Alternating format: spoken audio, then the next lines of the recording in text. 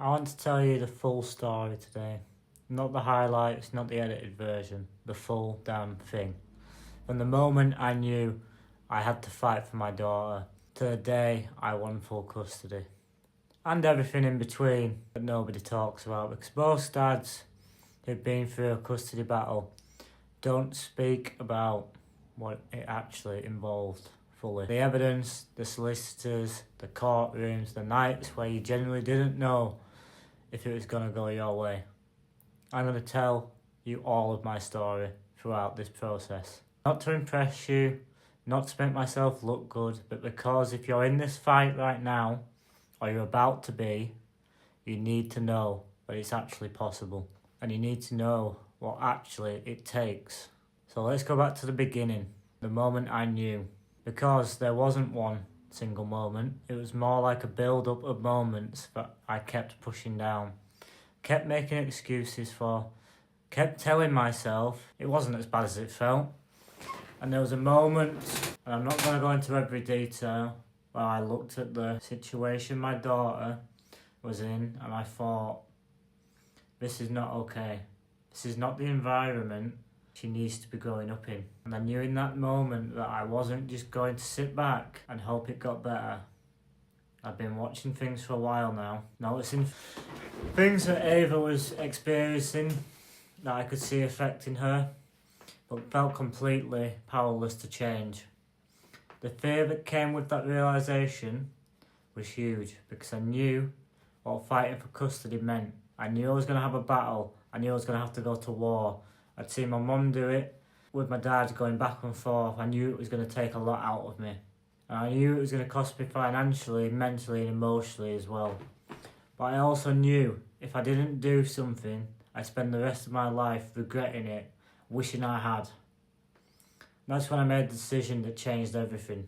To understand why I fought so hard, you need to understand what I was dealing with.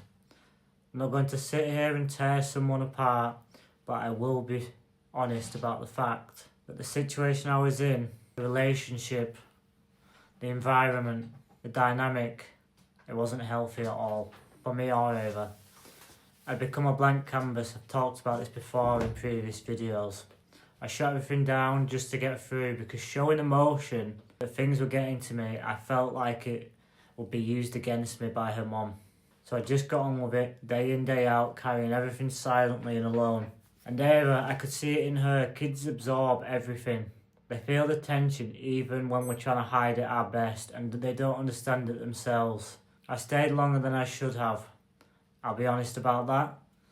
I stayed because I was trying to prove and figure things out for a moment. Basically, I was waiting for the right moment, but in life there's no right moment at all. That goes for everything. There's no right moment. But then there came a point where staying was doing too much damage than leaving.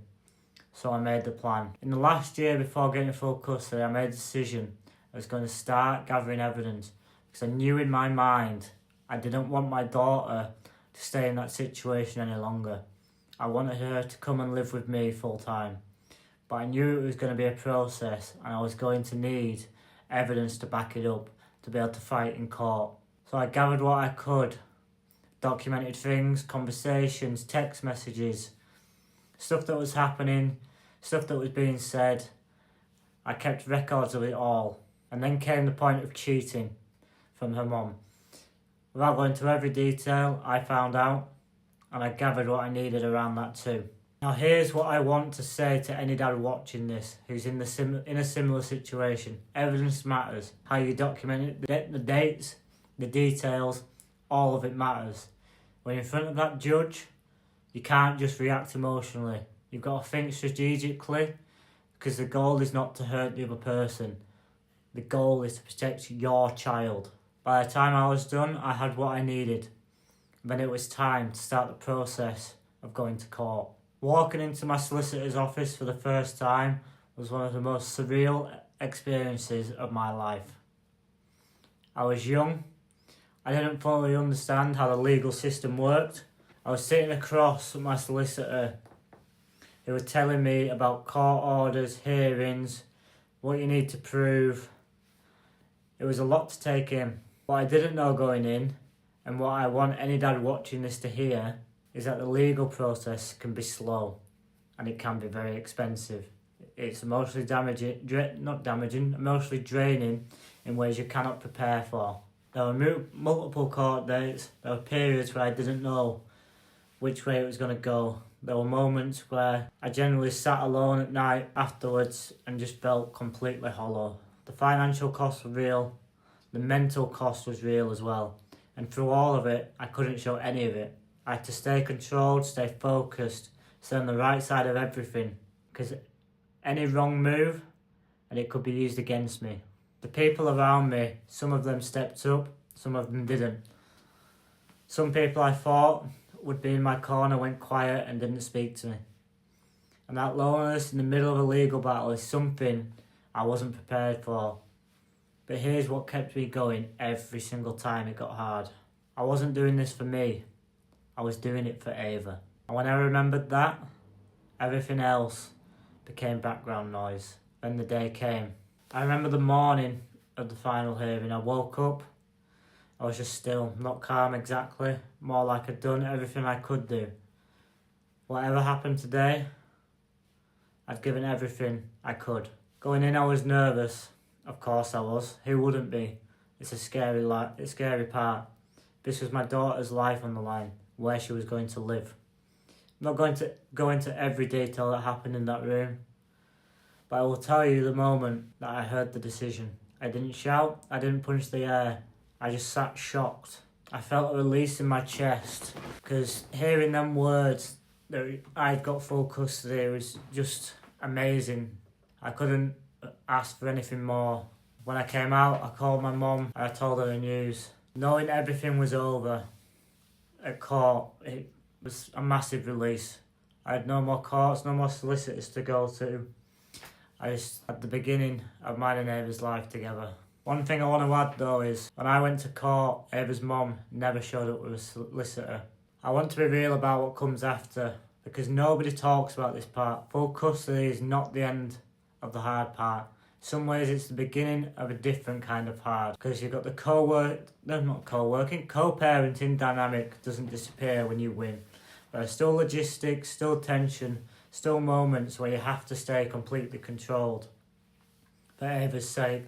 And there are days where the weight of being the primary parent, the one responsible for everything, hits you harder than you expected. But here's what I also know. My relationship with Ava is everything to me. The time I have with her, the conversations we have, watching her grow, that's what all of this is for. And I wouldn't change a single thing about the fight it took to get here. What I know now that I wish I'd known at the start. Document everything. From day one, get legal advice earlier than you think you need it. Stay focused on your child, not winning, not on hurting the other person in this situation.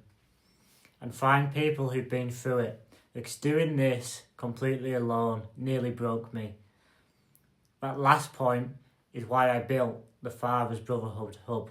Because when I was going through this at my lowest, most isolated, most frightened, I didn't have anywhere to go to talk to other dads who understood what this felt like. I had my family, but I didn't want to burden them. I didn't think they'd understand what I was actually going through at such a young age, as a young dad fighting for his daughter in a courtroom. The brotherhood exists so that no dad has to go through that alone. If you're in the fight right now, keep going. It is possible. I'm proof of that. It's the hardest thing I've ever done. And the most important, drop a comment below.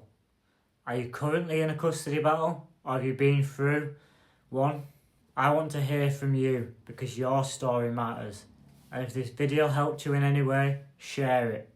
Because somewhere out there right now, a dad is sitting in his car after a court day, feeling completely alone. He needs to see this.